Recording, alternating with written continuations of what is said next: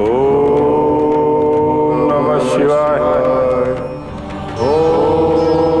ये किसके स्वर की गूंज है स्वामी? ये भक्ति की उद्घोष की गूंज है भारत। जब भी श्रद्धा में लीन कोई भक्त अपने आप को मेरे प्रति समर्पित करता है तो उसके हृदय से उत्पन्न ध्वनि मुझ तक अनवरुद्ध पहुंचती। किंतु ऐसा कौन सा भक्त है आपका जिसकी प्रतिध्वनि सारे कैलाश पर गूंज उठी है?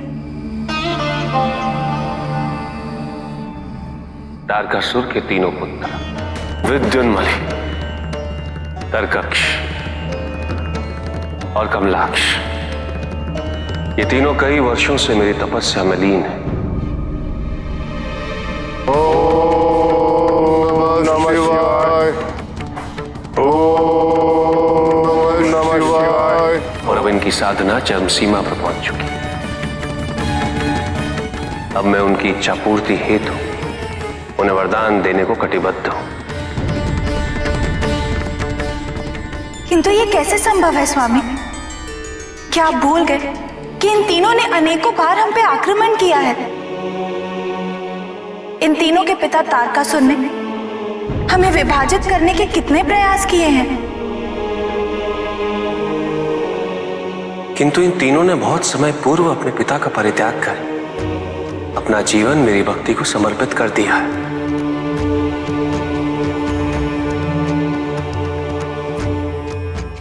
केवल इसलिए कि ये तारकासुर के पुत्र हैं, इन्हें इनके भक्ति के फल से वंचित रखना उचित नहीं है पार्वती।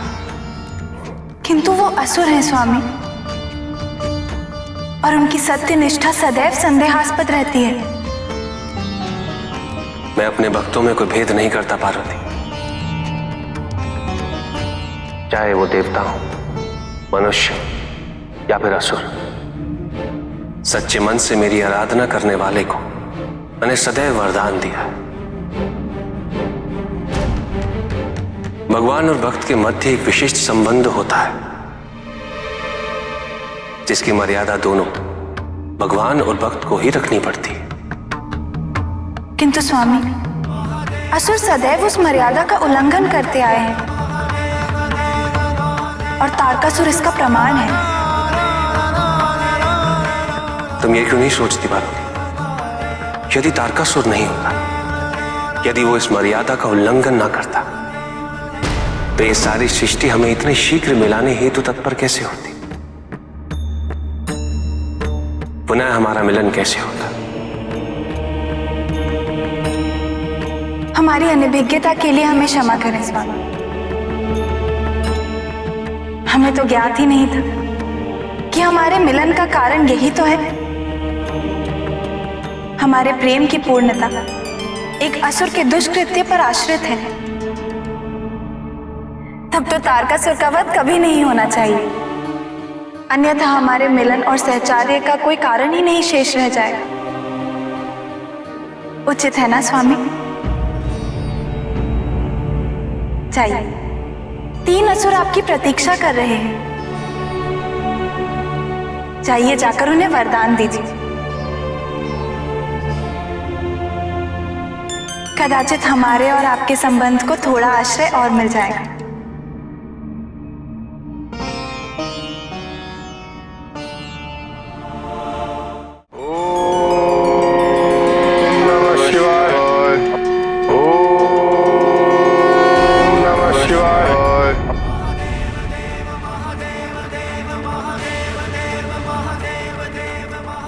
मैं तुम्हारी तपस्या से प्रसन्न हुआ।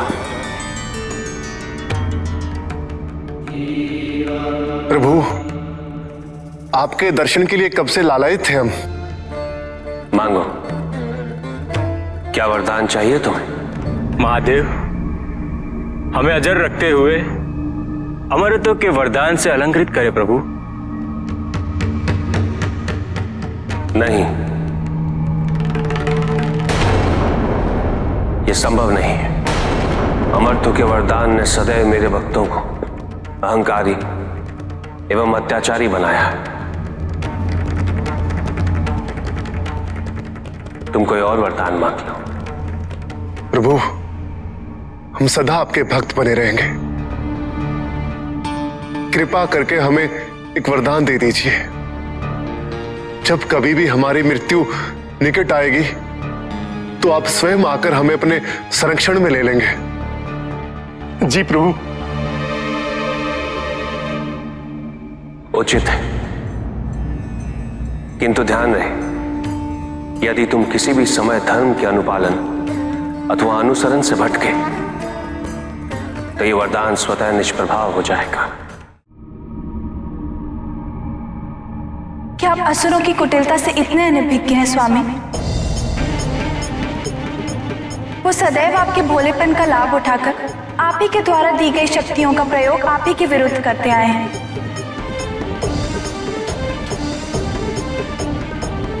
तारकासुर की धूर्तता के उत्तराधिकारी उसके तीनों पुत्र हैं और उन तीनों ने भी बड़ी चतुराई से आपको अपना संरक्षक बना लिया।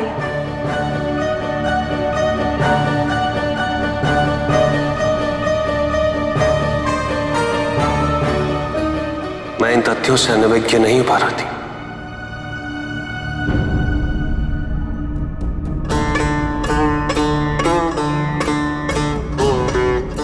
किंतु ज्ञात रह पा रहा थी, आराध्य होना एक बहुत बड़ा दायित्व है।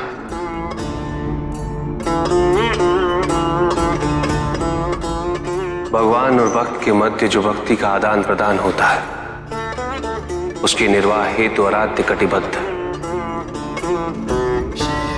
भगवान और भक्त के संबंधों की यह वृहत परंपरा है, जिसके माध्यम से सृष्टि की निरंतरता सदैव बनी रहती है।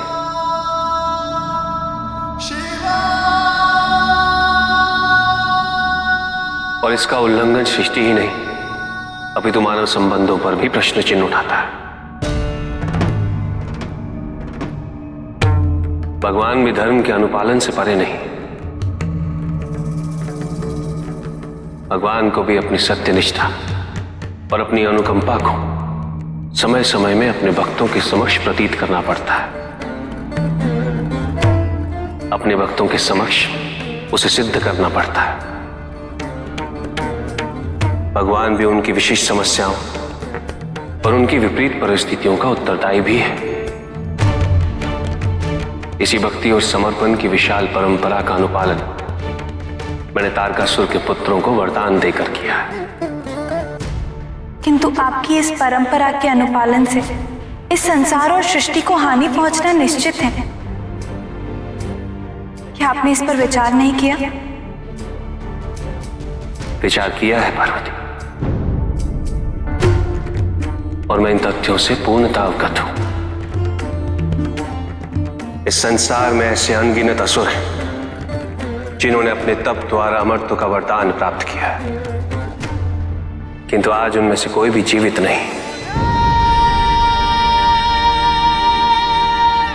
अधिकांश व्यक्तियों में जब अपने शरीर के प्रति मोह उत्पन्न होता है तो वो अमरत्व हेतु ही प्रयास करते हैं, किंतु यह उनकी बहुत बड़ी भूल है।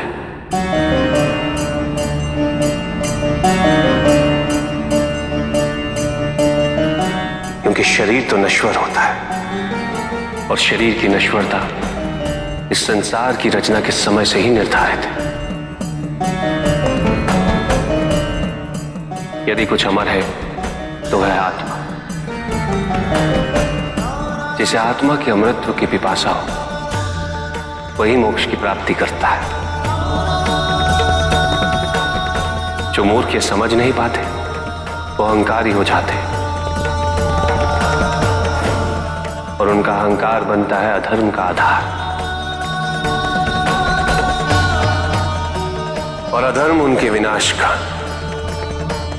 तारकासुर और उसके पुत्रों का अंत भी संभवतः ऐसा ही होगा।